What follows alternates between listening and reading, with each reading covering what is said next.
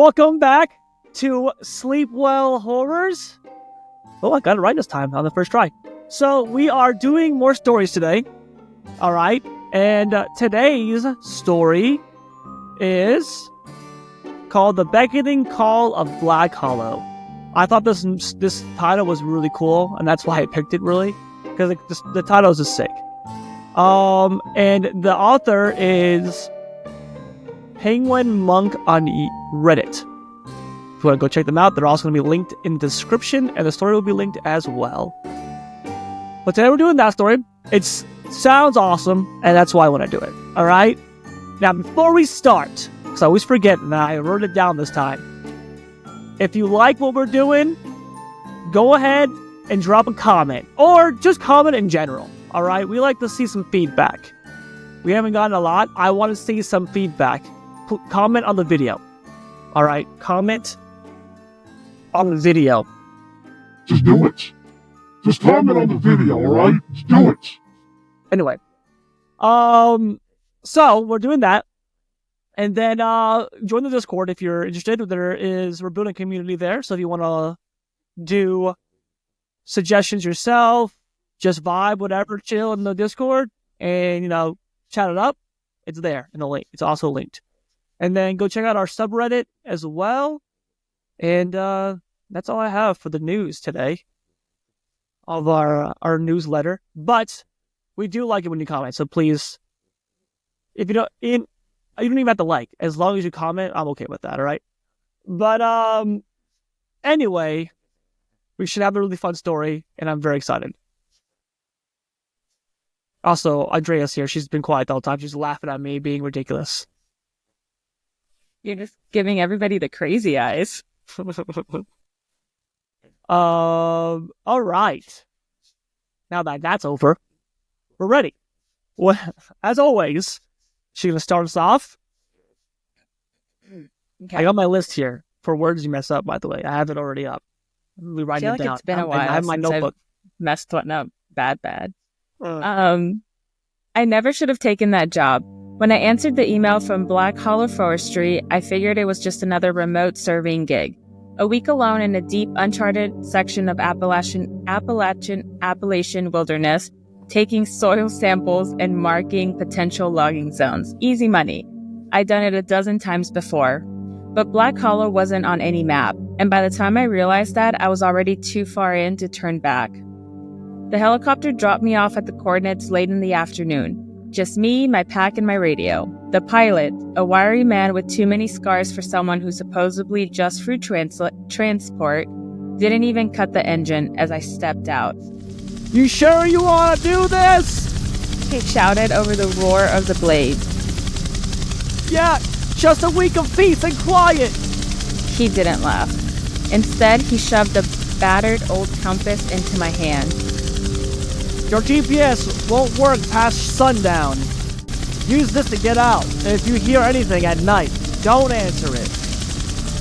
Before I could ask what the hell he meant, he was gone. This kind of started off kind of crazy.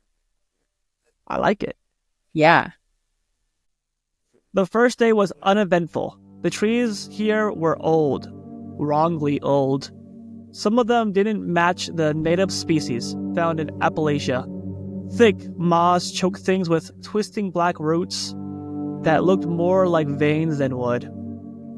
The deeper I went, the stranger it got. I found bones in places where nothing larger than a squirrel should be.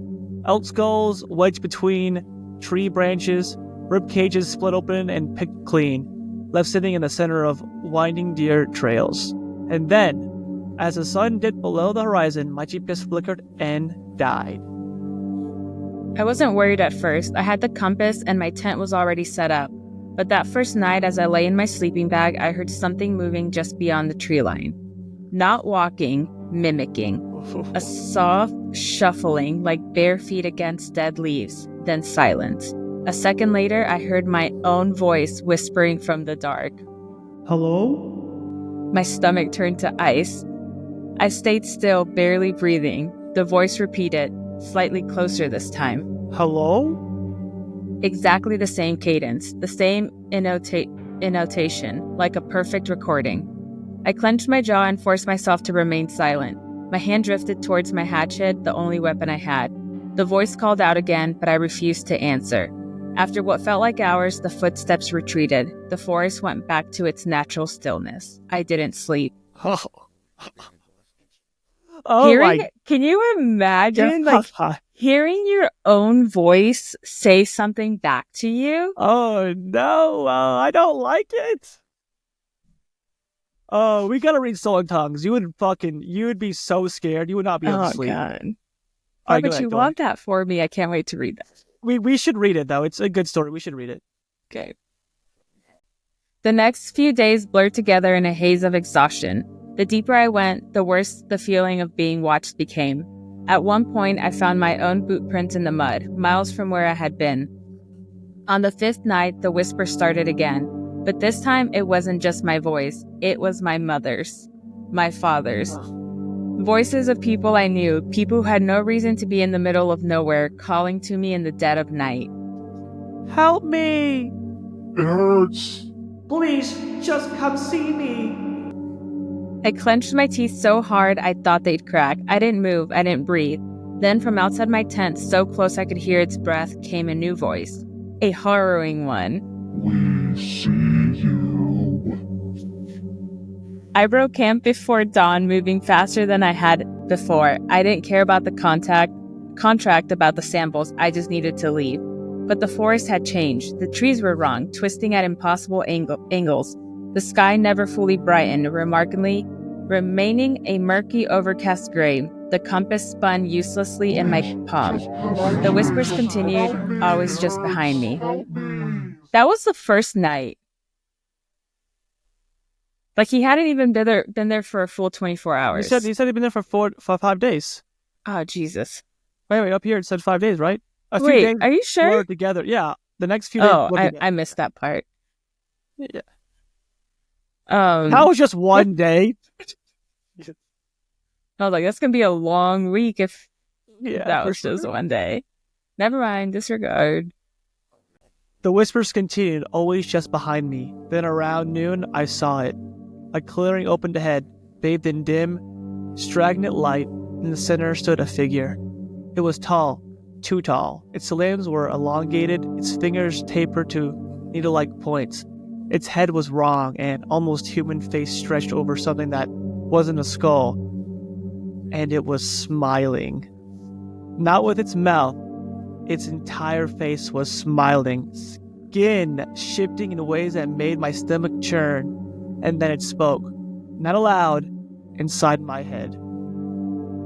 You are leaving.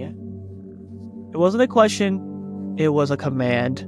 I stumbled backwards, nodding frantically. My feet barely touched the ground as I turned and ran, and I didn't look back. Oh my God!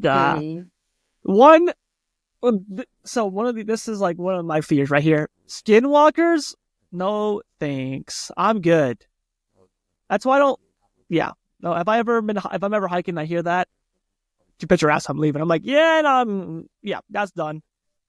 You know what's one of the creepiest things to me? Like, obviously seeing something out in the wilderness, but like if anything or anyone is smiling at you and they have no reason to smile, like a creepy smile, I'm out.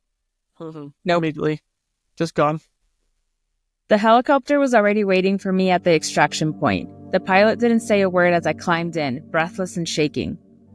We lifted off, the dense canopy swallowing the clearing below. Only then did I glance back. They were all there. Figures, dozens of them, standing in the shadows just beyond the trees, watching.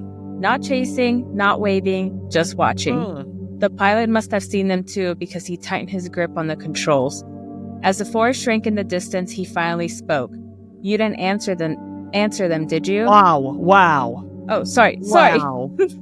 I got excited. As the forest shrank in the distance, he finally spoke. You didn't answer them, did you? I shook my head. He nodded, satisfied. Good. Then quieter. They don't like it when you answer. Oh, God. I'd never turned back.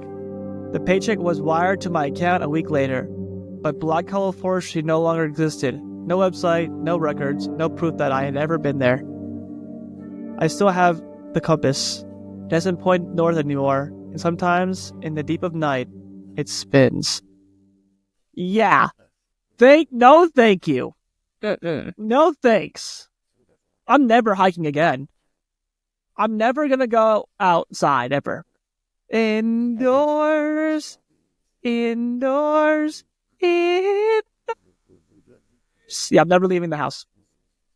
We're gonna be like SpongeBob. The gang's all here. That was a good story. Short, scary, made Very you good. never want to go hiking ever again. Very good. The fact that that's like scary and creepy, and that short is amazing. Like that's very well written. Like it just enough to get you scared, and then just little enough to be like, what happens next, right? I like that. I like that. That's a good story. The comments are good too. Like someone was like, shit, and someone was, That is, yep. Yeah. Yeah. Good story. I like that. It was like a very short, very pungent. And that's why we give you these tasty treats at the midweek. You thought I was gonna say it this time. Of course I was gonna say it. You guys got your snack, your little snacky poo. It's Wednesday. It's Wednesday. You know what day it is. It's short story day. A lot of people been telling me, they're like, I really love the story on Wednesday, but it was too short and I wanted more. I was like, it's just a snack. It's just a little treat. All right? You don't get it. You don't get a meal. You get a small portion, all right? It's your midweek. Don't be greedy. But good story. The author, bravo, like really good. We'll be looking for more stories of Penguin Monk. That was very well written. We'll be definitely following his channel. Check him out again. He's on Reddit. He's got stories on there on multiple different subreddits. So go check him out, or her, or whoever, or they, or other. And we will see you guys next time on Wednesday for your midweek snack. All right. Other than that, like, subscribe, and follow. And don't forget to comment. Like I said, don't forget. I'll be watching. I'll be watching you. Okay. Bye. Sleep well.